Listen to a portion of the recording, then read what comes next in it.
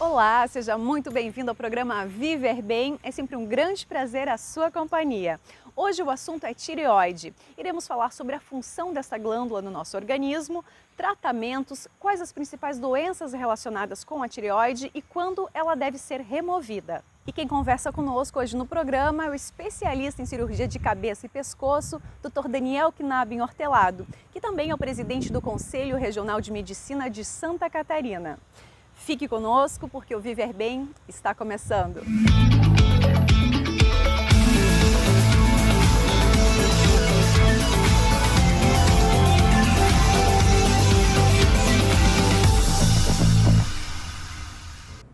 Bom, eu Viver Bem, então, hoje falar sobre a tireoide e nós viemos até o consultório do Dr. Daniel Knabben Hortelado, que é especialista em cirurgia de cabeça e pescoço e também presidente do Conselho Regional de Medicina de Santa Catarina.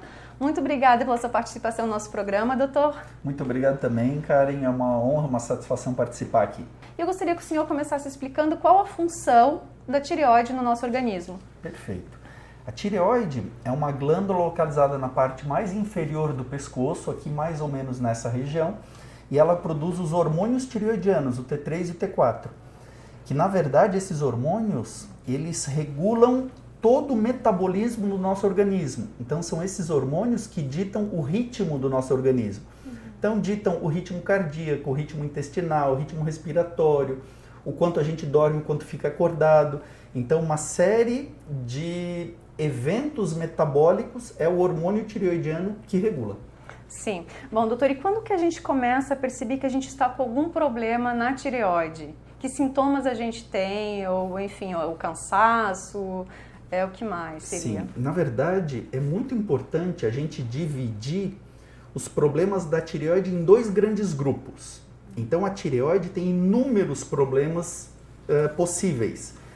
E existem dois grandes grupos de doenças na tireoide. Existem as doenças da função da tireoide e existem as doenças da forma da tireoide. Então, quando a gente fala na função, a gente fala no hipo ou no hipertireoidismo, que é a falta ou excesso de função da tireoide. Esse grupo tem determinados sintomas, por exemplo, o hipotireoidismo, a falta de função, pode causar cansaço, fraqueza, sonolência, um certo inchaço na face, nas pernas, um certo ganho de peso, queda de cabelo, pele mais seca. O hipertireoidismo pode causar tremores, palpitações, emagrecimento, uma intolerância ao calor, excesso de suor. Então, esses sintomas são sintomas mais da função da tireoide. Que a gente precisa ficar em alerta também. Que a gente tem que ficar em alerta. Sim. E o que faz o diagnóstico da função é o exame de sangue. Então a dosagem dos hormônios tireoidianos, normalmente o TSH e o T4 livre, é que identificam se a gente tem problema na função da tireoide. O outro grupo de doenças são as doenças da forma da tireoide, que é o aumento de volume da tireoide, normalmente às custas de nódulo. Então, os nódulos na tireoide são extremamente comuns, realmente é muito comum ter nódulo na tireoide, só que a maioria das pessoas tem nódulos pequenos e benignos que a gente não precisa tratar, não precisa abordar de forma mais agressiva, só acompanhar. Então, esses são os dois grandes grupos. Doenças na forma da tireoide, a presença de nódulo, só vai causar sintomas quando esses nódulos estiverem muito grandes e causar algum sintoma compressivo, ou se o nódulo for maligno, tiver alguma invasão de alguma estrutura, mas a princípio os sintomas são bem mais tardios. Sim, e como é que a gente pode assim detectar? Tem algum autoexame, igual a gente faz para detectar o câncer de mama, algum nódulozinho lá na mama? Tem também na tireoide, né? Como que é esse exame, doutor? Pode... Sim, é possível, só que a sensibilidade é um pouco menor. Sim. Porque normalmente a gente só consegue palpar nódulos acima de 1 centímetro ou um pouco maiores.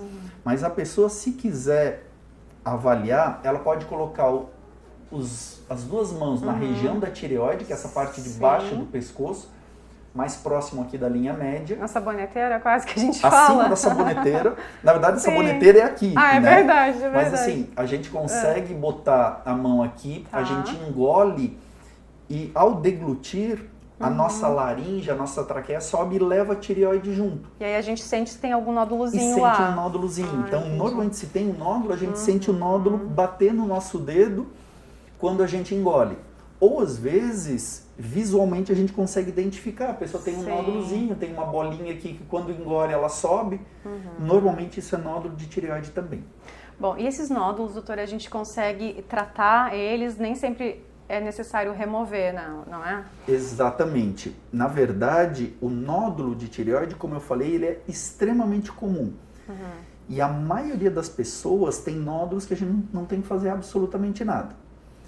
A gente só precisa ter alguma abordagem ou cirúrgica ou alguma outra abordagem de tratamento, por exemplo, alguma punção, alcoolização, ablação de nódulo, quando os nódulos forem muito grandes e causarem sintomas compressivos, quando o nódulo for câncer ou tiver alguma suspeita de ser câncer, ou quando o nódulo produzir um excesso de função na tireoide, o próprio nódulo causar o hipertireoidismo. Esses 3 casos são os casos que têm indicações cirúrgicas. Esses casos são os casos que precisam ser operados. E ele é removido totalmente, por completo? Depende da indicação. Existem algumas indicações. Algumas vezes a gente remove a metade da tireoide e algumas vezes a gente precisa remover a tireoide completamente. Se a gente remover a metade da tireoide, tem uma chance... Claro, varia muito de pessoa para pessoa, mas entre 60% e 70% da outra metade que sobrou, repor toda a função tireoidiana necessária e a pessoa não precisar tomar hormônio tireoidiano. Se a gente precisa remover a tireoide toda, o organismo não vai mais produzir nada de hormônio e daí, nesse caso, a pessoa obrigatoriamente tem que repor o hormônio tomando todos os dias um comprimidinho por dia. Para o resto da vida? Para o resto da vida. Bom, doutor, voltando a falar sobre a função da tireoide, como que seria o tratamento? É bem importante a gente definir se o problema na função da tireoide é o hiper ou hipotireoidismo. E definir qual é a causa disso, porque hiper ou hipotireoidismo não é o nome da doença, na verdade é um sintoma, é um diagnóstico sindrômico, é uma série de sinais e sintomas. Então, em primeiro lugar, a gente tem que definir qual é a causa do hiper ou do hipotireoidismo para daí sim definir o tratamento. Em geral, o hipertireoidismo, que é aquele que causa emagrecimento, suor, palpitações, se trata com remédios que reduzem a função da tireoide. Eventualmente, dependendo da causa, também precisa operar. O hipotireoidismo, que é a redução da função, que pode causar aquele ganho de peso, queda de cabelo, inchaço, cansaço, sonolência, normalmente é tratado com hormônio tireoidiano. Então a pessoa repõe o hormônio na dose necessária de acordo com o seu exame de sangue e essa reposição do hormônio tireoidiano supre a necessidade de hormônio para a pessoa ter uma vida normal. Perfeito. E o ganho de peso, então, que o senhor comentou agora, tem a ver com a tireoide? Nem sempre. Pode ter a ver, isso é importante. Na verdade, a influência do ganho de peso relacionada com o problema na tireoide não é tão grande assim. Então, muita gente fala do ganho de peso, essa relação muito direta com a tireoide, mas é bem difícil um ganho de peso realmente significativo ser causado pelo problema na tireoide. É mais uma desculpa, então. Ganhei peso, eu tô com problema na tireoide. Algumas vezes sim, algumas vezes é fácil a gente encontrar um culpado, mas não necessariamente é da tireoide. Perfeito. A gente vai fazer uma pausa, doutor. Bom, Viver Bem faz um rápido intervalo e na volta a gente continua falando, iremos falar sobre câncer de tireoide. É um minutinho, não sai daí.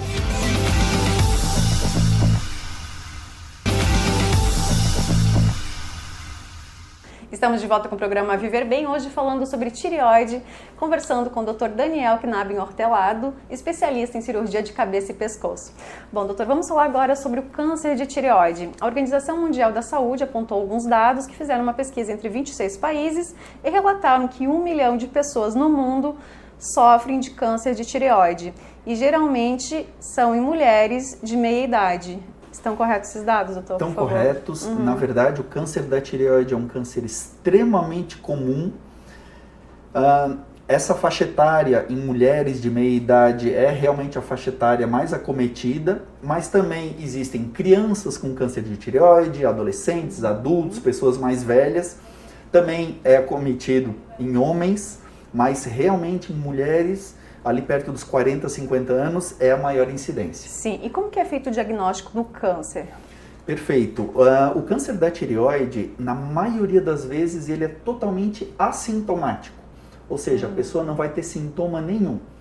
Na maioria das vezes, é um achado de algum exame de rotina que a pessoa faz. Por exemplo, faz algum exame para avaliar as carótidas, faz algum ultrassom do pescoço por algum motivo, ou vai num médico, no endocrinologista ou num clínico geral que palpa sua tireoide e identifica um nódulozinho. A partir daí, se tiver alguma suspeita de nódulo, é feito um ultrassom, e essa ultrassonografia é que vai definir o risco desse nódulo. Então, com base nessa ultrassonografia, é definido se o paciente tem que prosseguir a investigação, que seria com uma punção aspirativa com agulha fina. Sim. Esse exame é feito um ultrassom, esse ultrassom identifica o nódulo, é colocada uma agulhinha bem fina dentro do nódulo para aspirar algumas células para serem examinadas no microscópio. E essa punção aspirativa é que muitas vezes faz o diagnóstico do câncer da tireoide. Sim, e detectado então o câncer, como que é feito o tratamento? Perfeito. O câncer da tireoide é um câncer muito diferente dos outros. Ele tem um comportamento muito menos agressivo. Na verdade, na tireoide existem 4 tipos de câncer, que é o papilar ou papilífero, o folicular, o medular e o anaplásico. Os 2 mais comuns é o papilífero e o folicular, que ainda bem que são os 2 tumores menos agressivos. Na verdade, esses 2 tumores, Karen, eles estão entre os tumores menos agressivos de todo o corpo humano. Então, eles são tumores malignos, eles são câncer, mas o comportamento clínico não é um comportamento tão agressivo. Eles demoram também mais tempo. Tem um crescimento extremamente lento, é difícil esse tipo de tumor dar metástase e se espalhar, e é difícil esse tipo de tumor invadir as estruturas, que são as 3 características de um câncer agressivo. Então, o câncer agressivo, quando ele cresce rápido, quando ele dá metástase e quando ele invade as estruturas de forma muito rápida. Isso no câncer da tireoide acontece muito pouco. Então, o câncer da tireoide tem um prognóstico muito bom. A maioria dos pacientes tem um prognóstico excelente, com uma chance de cura muito alta, desde, claro, seja feito o tratamento correto. E quanto tempo demora mais ou menos esse tratamento? O tratamento, na verdade, envolve 4 passos. O primeiro passo, na maioria das vezes, precisa ser feita a cirurgia. Qual cirurgia ser feita? Se é a retirada total da tireoide ou parcial, depende da avaliação de cada caso pelo médico cirurgião de cabeça e pescoço. O segundo passo, quando é feita a tireoidectomia total, quando é removida toda a tireoide, é a reposição do hormônio tireoidiano, aquilo que a gente conversou previamente, sobre o paciente ter que tomar o hormônio da tireoide todos os dias. O terceiro passo do tratamento é o tratamento com iodo radioativo, que na verdade atualmente aproximadamente 80% dos pacientes que têm câncer não precisam fazer esse tratamento com iodo. Esse tratamento com iodo, ele não é quimioterapia, não é radioterapia, não cai cabelo, não tem que ficar internado tomando remédio na veia, nada disso. É um tratamento muito menos agressivo. Esse iodo, ele é via oral, é um líquido que a pessoa bebe. Tem toda uma preparação, tem que fazer uma dieta antes, tem uma preparação, uns cuidados antes, mas é um tratamento muito menos agressivo que qualquer quimioterapia ou radioterapia.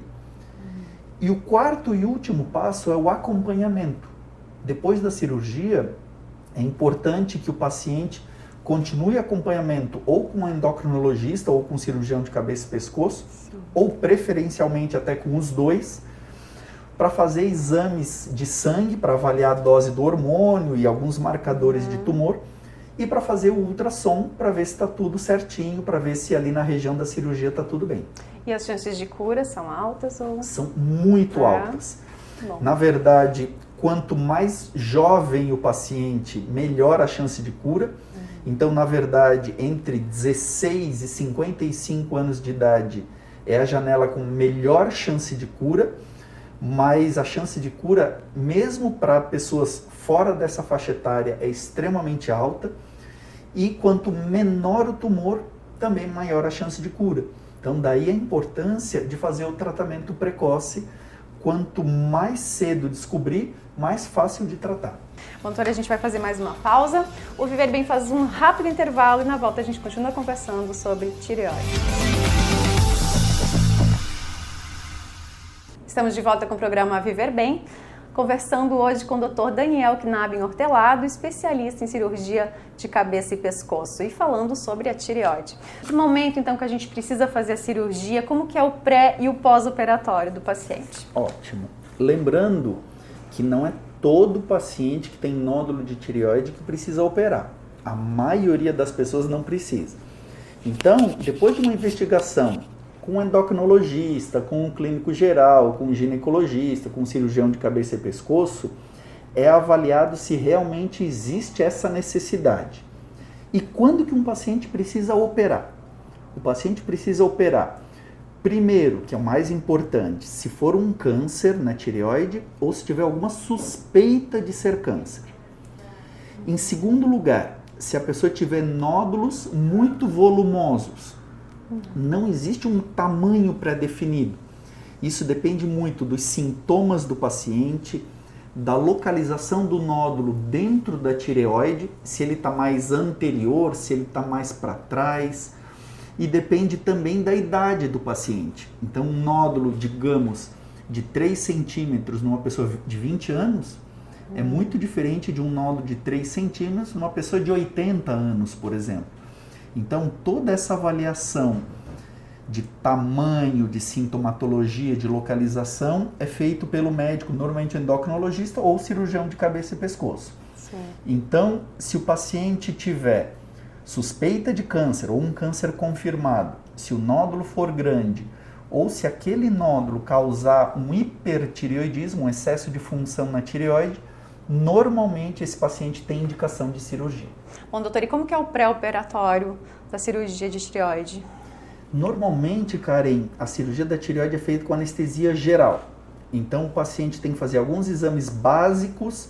Normalmente, claro, depende muito de cada paciente, mas os básicos são exames de sangue, às vezes uma radiografia do tórax e às vezes um eletrocardiograma. Eventualmente, dependendo das doenças do paciente, tem que fazer mais exames. Normalmente, o paciente consulta com um anestesista previamente à cirurgia e interna no mesmo dia da cirurgia. E o pós-operatório? Quais são os cuidados que ele deve manter após feita a cirurgia? Ótimo. Normalmente, a cirurgia da tireoide é uma cirurgia muito pouco agressiva. Ou seja, é uma cirurgia que a recuperação do paciente é muito boa.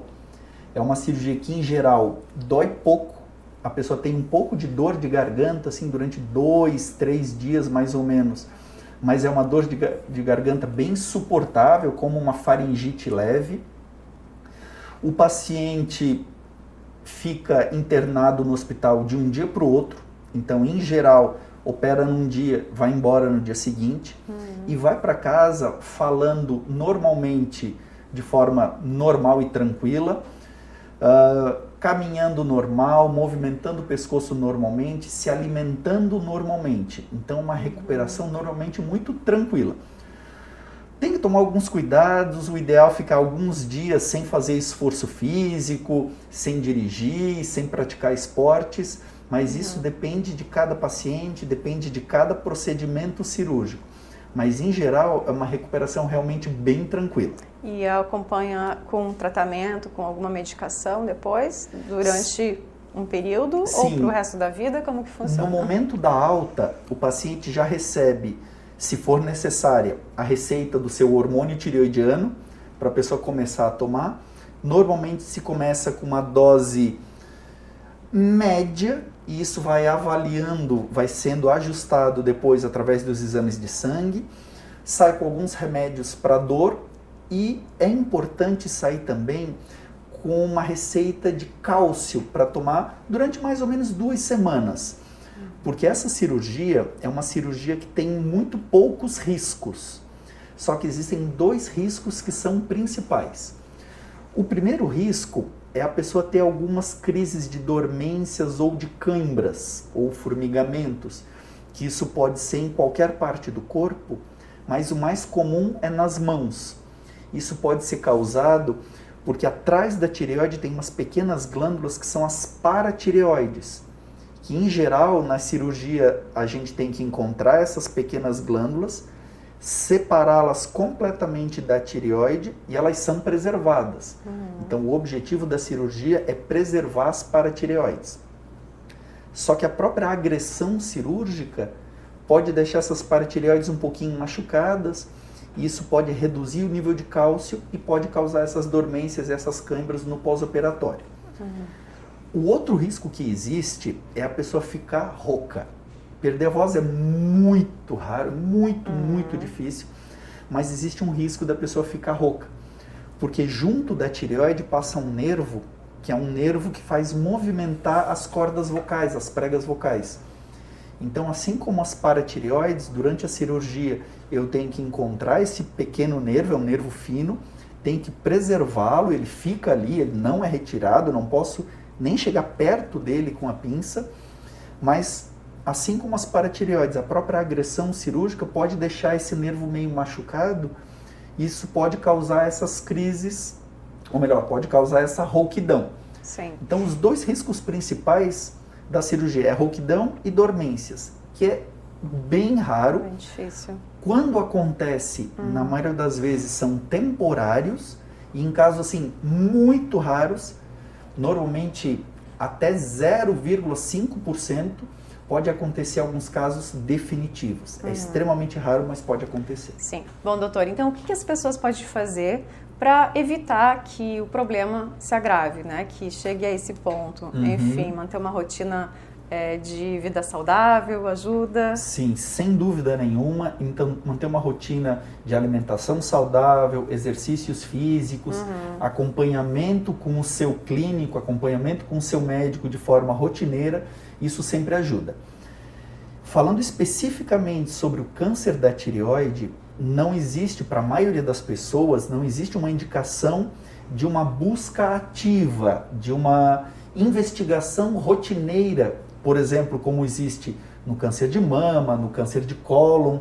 Então, no câncer da tireoide não existe essa indicação. Então, não existe essa necessidade da pessoa ativamente sair atrás e procurar e investigar isso. Claro que em alguns casos, quando tem uma história familiar muito importante, algumas síndromes genéticas, algumas doenças prévias, nesses casos sim. Mas para a população em geral, manter uma rotina de exercícios físicos, alimentação saudável e acompanhamento com o seu clínico é o suficiente. Muito bem, eu quero lhe agradecer, doutor, então, por sua contribuição no programa Viver Bem, por todas as suas orientações, informações para o nosso público de casa. Muito obrigada. Muito obrigado a todos, obrigado pela atenção. Obrigada. Eu espero que vocês tenham gostado do programa Viver Bem de hoje. Lembrando que o nosso programa vai ao ar todos os sábados a partir do 12h30 e tem reprise nas terças-feiras a partir das 13h40 agora devido ao horário político. Você pode nos acompanhar através das nossas redes sociais e também mandar mensagem pelo nosso WhatsApp nesse número que você está vendo aqui abaixo na sua telinha. Gente, nos vemos na próxima semana. Até lá!